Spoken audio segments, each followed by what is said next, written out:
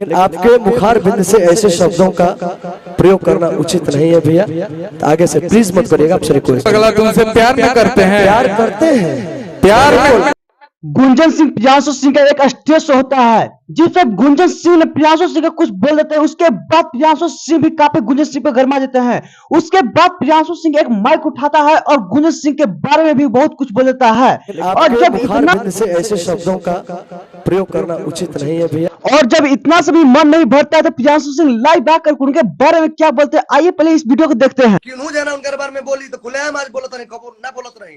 और जब गुंजन सिंह को बेटी प्रियांशु सिंह मंच पर करने लगता है तो गुंजन सिंह बोलते हैं कि पगला ये तू क्या कर रहा है, तुमसे प्यार ना करते हैं रे। अरे पगला तुमसे प्यार में करते हैं, प्यार करते हैं, प्यार में।